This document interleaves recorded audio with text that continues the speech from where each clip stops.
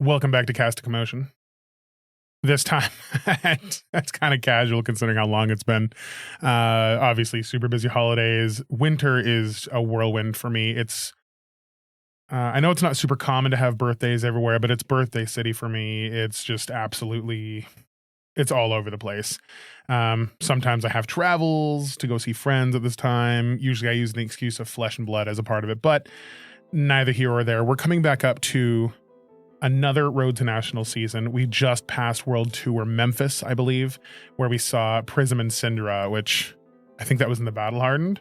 Crazy stuff going on left and right. The meta is shaking. It is just tremors all over the place. We're just not even sure what's going on anymore. It just seems like more than ever, every single hero is viable, and whatever your play style is, you'll be able to jump in. We even saw Michael Hamilton running Jarl. All of that aside, every time the season rolls around, I like to try to get some of my newer players involved in the game. And we've seen a few newer players join in. I'm starting to see people come in and trade Magic for Flesh and Blood, other card games for Flesh and Blood, all that to my local LGSs. They're just walking out. They're not playing yet, but they're collecting. Maybe they're whales, maybe they're not. Maybe they're just investing. I don't know. But I'm starting to see more and more interest in my local area around the game. With more and more local interest comes lots of new questions for new players who are trying to relate to their previous games. So I want to start by saying this is going to be kind of a talk through on some of the rules and things that you might run into here and there while playing Flesh and Blood that you might not be able to wrap your brain around. And I'm going to ask you to clear your mind and be like water. Let's get into Crash Command Games presents Cast of Commotion.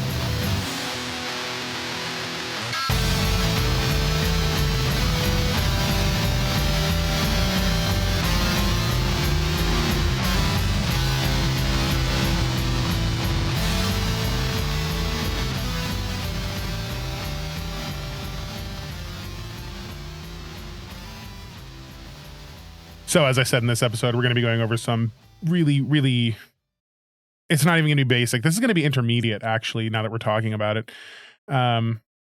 Interactions, because in many other games, you have so many rules over so many years. You have to get entrenched into them. And then you come over to a game called Flesh and Blood and say, hey, it must be like a lot of other card games. No, that is just not the case. It's just, I don't know if James White has been developing this for way longer than he says he has, and maybe didn't play as much Magic, or maybe he played way more card games that I'm not familiar with and has incorporated many other of those into this game. One way or the other, we ended up with this fantastic game and many of the weird interactions. I'm going to be going over some of them in detail right now. So first off, we need to get used to the first turn. Okay, you're going to see this in many other how to play, start to play games, all that. But I kind of want to go over a little bit more in detail of how you should go about your first turn. In every other card game, I swear, there's not many card games that this isn't the case, where you just want to go first all of the time. That has never been true in Flesh and Blood. You never always want to go first. It's almost always advantageous to go second unless you have a specific plan in mind. Trying to set up, trying to get your pitch stack going, trying to prepare a board state. And what do I mean by that? So like with specific types of heroes, they like to play auras. They like to get later turns set up. They like to have cards in their arsenal. They like to activate some of their equipment. They like to use their hero's ability. Let's go ahead and use my current example, Acilio. Okay. He's who I've been testing. He's who I've been playing. He's who I've been working on. He's who I'm, as anybody who's been a long time watcher of this channel, or welcome if you're new. But anybody who's a long time watcher knows I like to play the promo hero that I win, not just pick a hero, and then get that data out for people in my Discord as well as anyone else who asks, right? So Acilio is a pretty good example for all of these kind of mid-range intermediate concepts. He is a wizard. He is Acilio the Constella Intelligence. He has a once per turn instant. Already, questions can be asked about what's an instant, how does that work, when can I do this? We're going to go over those. And it's once per turn instant, discard an instant, draw a card. Okay. So wizards are the instant kings. They just, I think Verdance is a little less instant heavy, but the point is non-attack actions instants. Most of their damage is, that's kind of an inaccurate statement. Most of their play comes from manipulating priorities, manipulating timing windows, and knowing the game in and out. So I know we're early into the video, but I'm just going to tell you right now, if you do not have a stable grasp of the fundamentals of this game, Wizard might not be the greatest first choice. I don't know how LSS rates them on their little star scale for their blitz decks, but I would say Acilio is one of the harder heroes to play. Any Wizard is going to be some of the harder heroes to play, which makes all Wizard sets pretty unlikely and rough, okay? There are many windows in which a player does get priority. I think it's easier for me to say when a player does not get priority, okay? So, turn 1, okay? We're just going to walk through turn 1, and I wanted to play through how exactly you should play your turn 1, okay? If you are a setup deck, walking through your first turn, the first thing you need to ask yourself is when you sit down, you've likely just bought an armory deck. Maybe you dove in a little harder. Maybe you purchased kind of like a mid-range tournament deck or picked up some pieces to try to start building towards a net deck you saw. Okay. First off, I don't encourage that. Second off, if you've done that already, let's go ahead and talk about it. How do you identify if you are a setup deck? Setup decks often have a lot of auras or have a lot of cards that say when they're played from your arsenal, or have equipment like the tectonic plating from Guardians, for example, that says pitch a resource, create a seismic surge token, right? A lot of these decks like to sit there and say, I'm going to wait for next turn and do something cool later, okay? If you start to see a lot of that, or if some of your abilities are played from arsenal, or if your hero ability allows you to dig through your deck like Acilio's does, you could be a setup hero. A lot of setup heroes like to go first, and we could just use an example of Acilio's first turn, okay? He'll draw a hand. He'll look at his hand and go, oh, do I have any instants I don't really like? Do I have any sigils I can play right now? Can I try to shoot some free arcane damage through?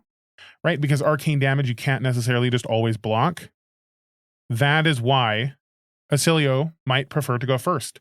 A first turn for an Acilio could look like Sigil of Conductivity, High Voltage, Etchings of Arcana.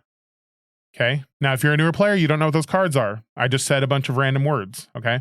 But what those were a couple of instants that don't take away my action point. And then I'm going to shoot through for 5 arcane. Very infrequently will people be able to block this whole damage. And you just got some free damage. You have some auras that are set up, and you have a card left over in your hand to arsenal for later. That's an example of a setup. Okay. I know that I'm going to get some free damage. I know that I'm going to set up a turn for later, and I know I'm going to have an arsenal to try to keep momentum. I also ticked up my tunic earlier than my opponent, etc. Okay. Try not to think too much about that example. And if you are, go ahead and pause and look up those cards if you really want to know. But realistically, that's kind of an example of a setup deck. Another scenario could be you're playing Bravo Showstopper, right? Maybe you don't really like your hand too much and it wouldn't have been that effective. So you just play something like pitch a blue to the tectonic plating. Create a seismic surge. That's an aura that helps you next turn. Play Showtime. That's an aura that helps you next turn. And then swing the hammer. You haven't wasted any of your cards yet, but you've set up your next turn and you're probably going to have an arsenal attack for next turn. That is an example of who likes to go first in Classic Constructed. Let me go ahead and make that super clear. Okay. Alternatively, sometimes the most aggressive of decks like to go first. Like Warriors. They like to shove their weapon forward, and you have to determine whether or not you're going to get fucking... If you're going to get fucking stabbed for like 12, or if it's just simply a bluff. Now you're already throwing your opponent off kilter with that first turn. You're setting up your arsenal to try to keep some kind of momentum going. And if they block poorly, you can punish really hard. Okay? Those are other examples of decks that like to go first. Who likes to go second? Most other decks, right? Some of the other wizards like Kano can go second and doesn't mind it. A lot of the illusionists like to go first because they're set up. Who goes second? Ninjas like to go second. Runeblades don't mind going second, but they can go first. You know, it's every hero can go first or second. But who likes to go second? Definitely rangers. They can use their traps and block out their arrows and filter their hand for the more devastating arrows if they don't already have them. Okay. Brutes can also like to go second quite frequently. Filter their hand for their most effective attacks. All of their cards block super well. They could try to find some more resources for their bigger turn if they want. And then they can try to keep momentum by presenting way too much damage for you to deal with on the second turn and then arsenaling another card, right? Because brutes are very overrate. Ninjas like to go second. They may not be able to block as well as possible, but they can set up to try to find the right resource curve and the right aggressive cards so that they can go as wide as possible on their first turn and then press you into a momentum game with their various equipments. Depending on the mechanologist, they may also like to go second. Though Max Nitro is an example of a setup hero because he creates the tokens.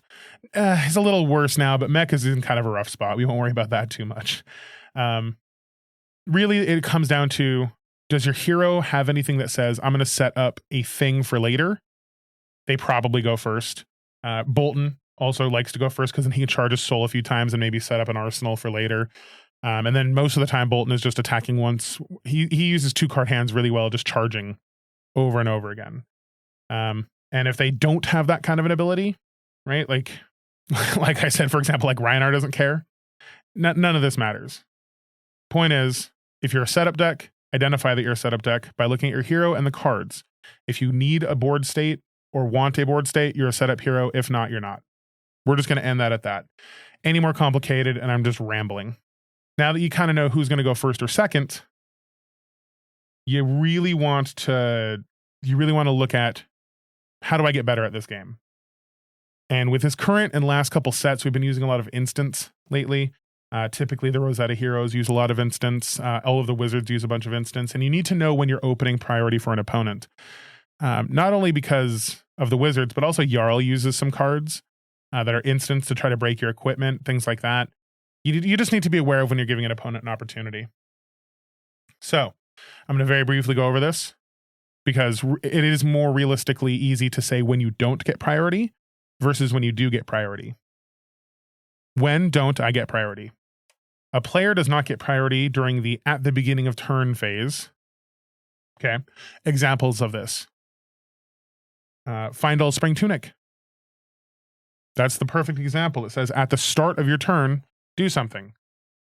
At the start of your turn, you do not get priority. When do I get priority near the beginning of the turn?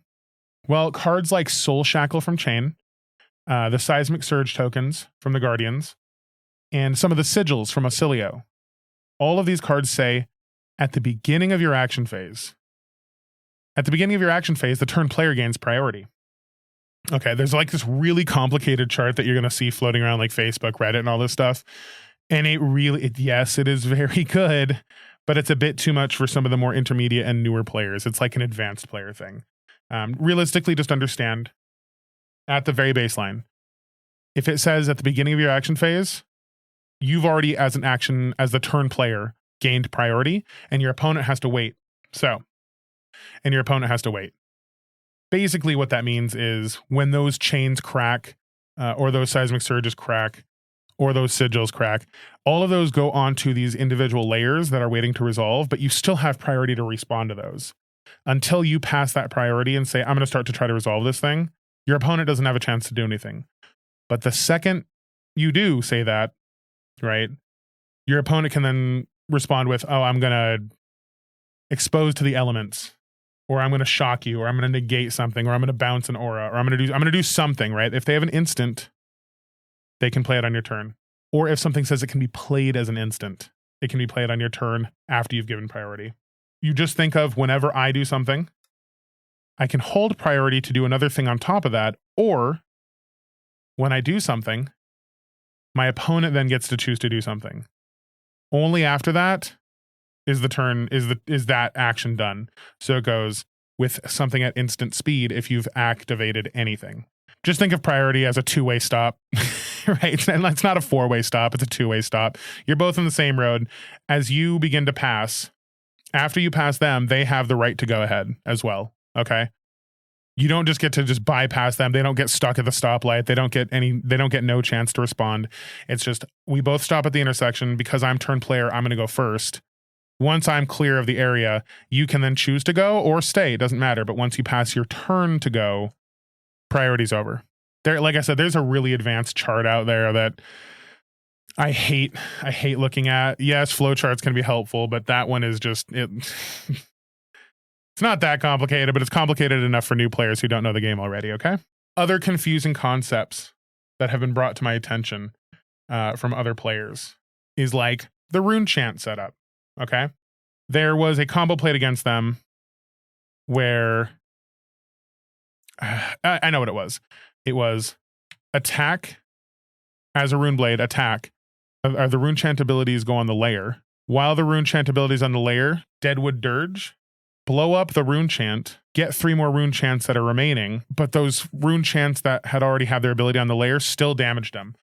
I understand why if you're coming from Magic, this doesn't make a lot of sense. In Magic, a lot of the time, if you have a permanent, you cannot, quote unquote, double sacrifice the permanent.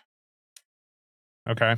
This is not quite double sacrificing, but I understand why it seems that way. So I'm going to go ahead and get a rune chant out and just pull up an example of this in my head so I can read it verbatim from the card, okay?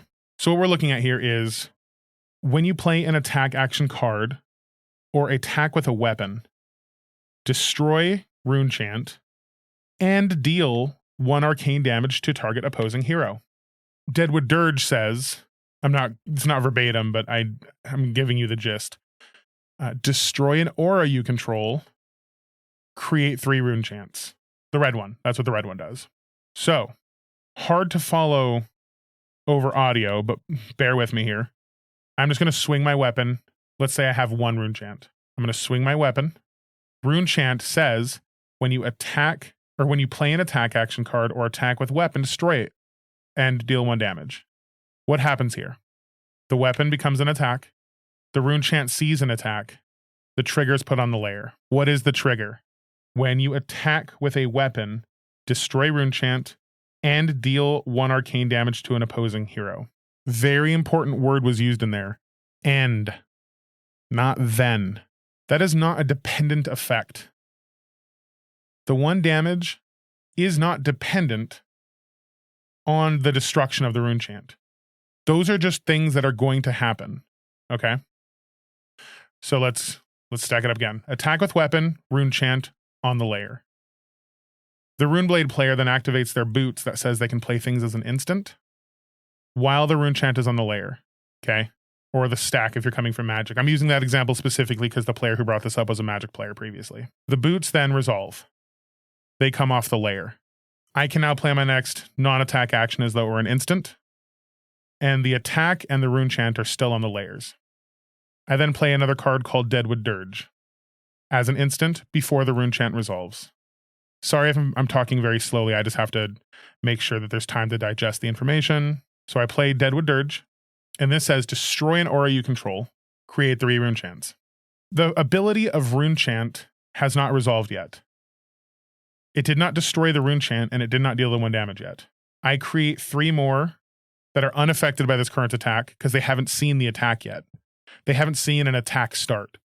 So the rune chants, they're irrelevant at this point.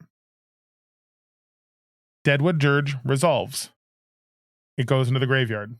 It's no longer there. The only 2 things left to do are deal 1 arcane damage and destroy a rune chant. It is super unclear to new players, but when a card says something like that, when it says destroy rune chant, what it's really saying, because it's self-referential, is destroy this. Okay? It's not saying destroy a rune chant. It's saying destroy this. It can't do that. It doesn't see the rune chant. It doesn't matter. It's really hard to say it doesn't matter in card games because there should be an absolute explanation for everything. But realistically, the ability resolves, and then it deals 1 arcane damage to the opposing hero.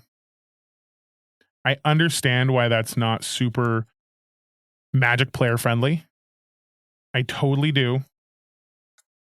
But it is exactly how the game plays. Okay, it doesn't say destroy a rune chant and then deal 1. It says destroy this and deal 1. It can't destroy itself. That doesn't matter. That part of the ability fizzles. And then the 1 is dealt. really, really clear your mind. Seriously, become like water, unpolluted. That's really what this is going to be, is just take your previous game knowledge out of it and just say, when this says destroy self-referential, it means destroy this. Okay. It's not dependent. The one damage isn't dependent on it. It's meant as a balancing mechanism to make sure you can't just keep the rune chance, right? Unless they become indestructible in the future somehow. I don't know how that's going to work. But for now, remember, destroy rune chant and deal 1 arcane, not destroy rune chant and then deal 1 arcane, right? If it said then, it becomes dependent, right? If it said destroy a rune chant, then it would mean you have to destroy a rune chant before you deal it, right? There's just words that are missing. Try your hardest to clear your mind of previous games and understand that that's just how that's going to work. Why did I use this example? Viscera is doing pretty well right now. And I think you're going to run into a lot of it in the RTN. There's a lot of that going on right now. And I don't want you to be blindsided or confused running into it. Okay. Other things that have come up, it has been brought up in the rules reprise. I'm going to say it however the fuck I want. That people have been confused about, specifically with Katsu's new specialization in the Hunted. People have been naming things like that enable dishonor. What is it? It's Bonds of Ancestry, I believe it is. And people go, well, that card's banned. That does not matter. There's no restriction on this. We now know that you can literally name it whatever. If it's an existing Flesh and Blood card, even if it's like a promo that's not playable, you can still name a card that. That has been clarified up and down. Other things that we want to go over. I think the most important thing to note is that before, the old rules were a little more complicated, but it creates an interesting dynamic in the new style. So the old way you do it is after reaction step, you'd move on to damage and you would calculate the damage and the hit. Okay. No one gains priority during this window. You would then move on to the resolution step where the link resolves and then priority is given. Okay, so when this chain link resolves, effects would happen there, and then you would gain priority and ability to respond to some of these abilities. After both players pass priority, then you would be given the link step, which is when you would check for go again and be given priority. Okay, that's when like some Icelander shenanigans would happen and some Frost shenanigans would happen, but no longer. Okay, now we are in a simplified, we brought from 3 to 2 steps. And this messed me up on my personal Hunted pre-release because I couldn't remember a few different things. But now we go reaction step. Once that's over, we go to damage. Now remember, in the damage step previously, we only calculated the damage and hit and no one gained priority. Now we get priority during that window. And if you're a very old school Magic player, this is going to work very similarly as far as I can read, tell, and understand through conversation with my local judge community. The damage happens. The hit is calculated. And then after that, turn player gains priority. Okay, so you can't prevent the damage or anything during this step. Its damage is calculated. The attack hits if damage is dealt. And then a bunch of stuff goes on. All your on hits go on the layer, and you get priority during this step. Okay, so for things like Snatch, anything with an on hit, now you get priority before the draw. Okay, there's a window in there to do something. You don't just get the draw, and there's nothing that can be done before that. The turn player gets priority during the damage step. Just like before, just like I mentioned before, you go first, you hold priority. When you pass priority, you pass priority. End of story. But you resolve triggers from the hit and damage during this step when players get priority. So let's try to visualize this together. Snatch hits for 4. My life total is reduced, and the on hit is generated. No responses. We can't respond during this.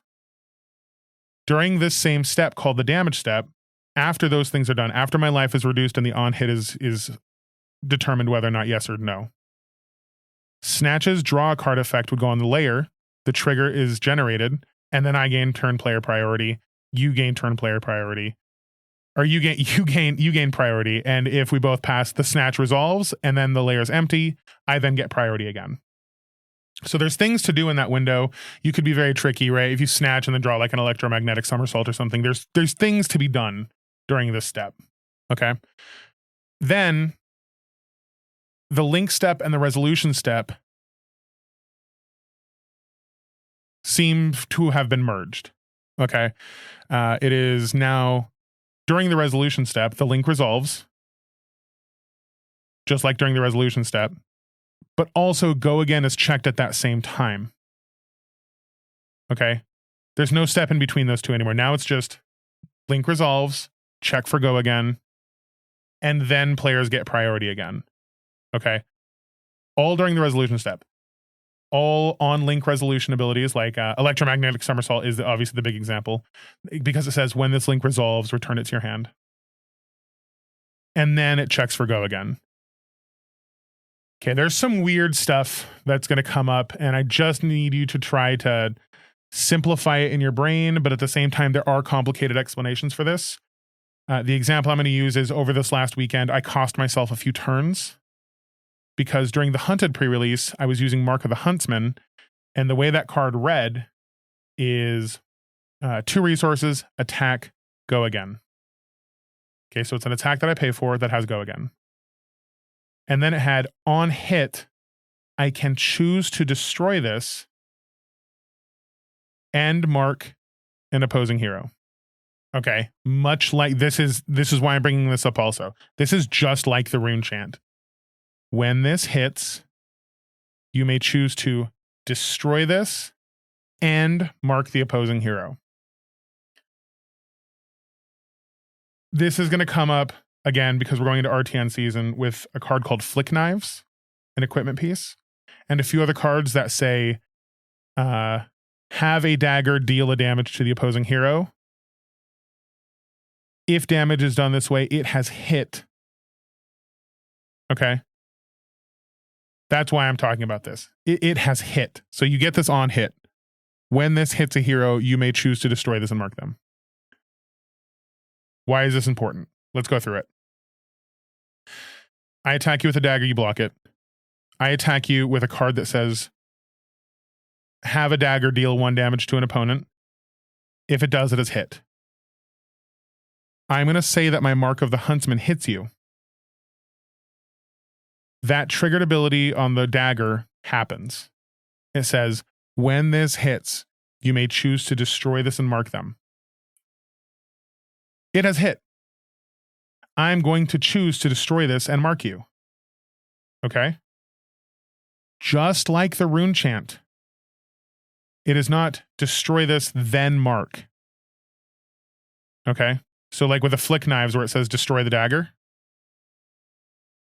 It doesn't matter that the dagger's not on the chain link. It doesn't matter that the dagger's not there. The effect is destroy this and mark them. Not destroy this and then mark them. Okay, it's not dependent. Please, enough with this codependence. Please get rid of this out of your head. It is so important that you get rid of the dependence of it must be there. There are cases where that happens. Right? One of the examples given by one of my newer players was, well, why can't I just Deadwood Dirge the same thing 3 times then? Let's go through that example. I have a rune chant. It's just sitting there. We're not doing anything. I have a rune chant. I play Deadwood Dirge number 1. I somehow can play Deadwood Dirge 2 as an instant. If you need to pause it to look up Deadwood Dirge to see the exact wording, please do so. And then come right back. Okay. Deadwood Dirge number 2 will resolve first. And it says destroy this aura. My 1 rune chant is destroyed, and I create 3 of them. Deadwood Dirge did not target an aura. So while I would resolve the second one, it would have to be one of my new auras. Okay. So I went from 1, destroyed it, created 3. I now have 3. The next dirge would bring me down to 2 and then add 3. In essence, what I'm saying is I make 5 rune chants off of that, not 6. I don't know why that was the example that was brought up. I'm just bringing the attention to that and noting that Deadwood Dirge does not target an aura. It just says destroy an aura you control, and that only checks when you resolve. This is a hard one because I'm trying to make it simple to understand. But I realize that some of these, like I said, some of these concepts are more into the intermediate level play. We're not advanced, but we're damn near close to there. Okay. Make sure to take it slow when you're listening to this. Re-listen to it a few times, right? Just rewind it to the parts that you're kind of missing, and really, really let let the words mean something to you. Okay? Let the words mean something to you. Don't say, well, I compare it to this previous game. Stop that. It's just like one of the first pet peeves I had with this game was people would just add words to cards to make it work the way they thought it did in other games. Stop that. Just read the card and make it work. This doesn't happen too often, but I definitely did mess up during my pre-release when I attacked with Mark of the Huntsman. Speaking of Mark of the Huntsman, when it said, when this hits a hero, you may choose to destroy this and mark them. My understanding at the time was it hits them, I destroy it, it goes to my graveyard, and then I mark them. In my head, the resolution step would then happen, and it would check for go again, but there'd be no weapon there. This is unfortunate that it works like this, and I do understand this is unfortunate. It is also my bad for not knowing the rules, but this is just unfortunate. That said, 99% of players are going to play it this way anyway. The way that I read that was that the dagger's gone when go again checks, so I don't get go again, and it just ends my turn. But I get to mark my opponent. In reality, what happens is in the comprehensive rules, there is a section that says you use the chain will only close prematurely if damage has not occurred. Like I said, let the words I'm speaking mean something. Okay? I'm going to bring it up specifically so I can say it exactly. If the active attack of the active chain link does not exist or cannot move to the combat chain as a chain link, or the active chain or the active attack ceases to exist before damage is calculated. Those words, make them mean something in your head. Before damage is calculated, the close step begins and the chain closes.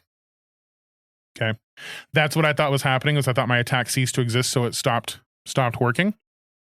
But I left out the phrase before damage is done. This is going to come up a lot because we have a new hero, Syndra, who likes to throw and make things disappear off of her chain link quite a bit. Assassins also do this too. Okay. There is a precedent for this in the game already existing, Double Strike, right? It removes itself from the chain, but the chain link still exists, and it's because it's already dealt the damage. Okay. And that's why it said when the chain link resolves, banish Double Strike, you may play it again. I should have known this from the beginning. There is that precedent from, I think that's Uprising, that already existed. This should have just been how it worked in my head, but I was being dumb. Okay. So again, we're just going to summarize that. If you have not done damage with an attack and the attack ceases to exist, the chain closes prematurely. Okay. But if it has done damage, we then look to another rule in the comprehensive rules that says, if an attack is no longer on the chain, we use the last known information of the attack to determine whether it has go again.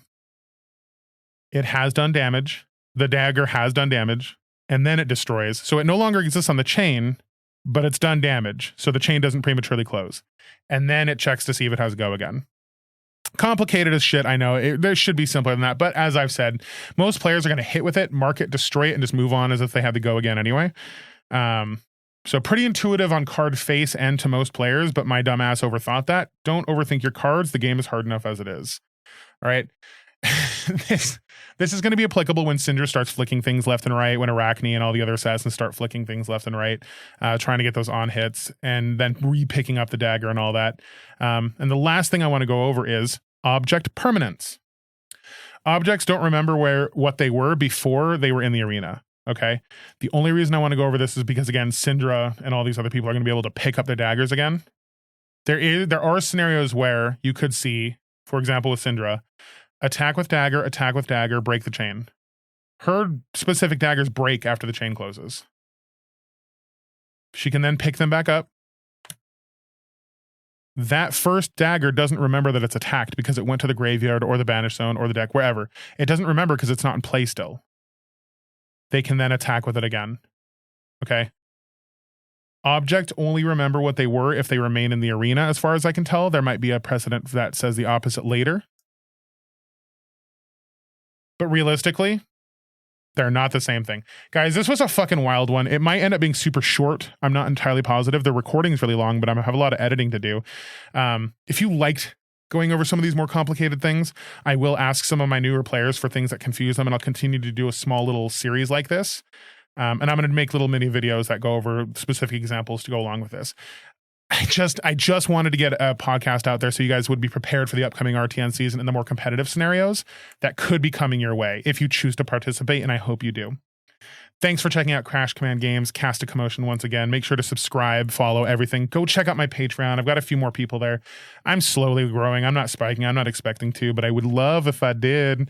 Make sure to like, subscribe, all that. Comment. Tell me if you have any other gameplay scenarios that have come up that maybe you haven't got a satisfying answer to, and maybe I can put it in another way for you, okay? Thanks again for listening to Cast a Commotion. This one is theyre.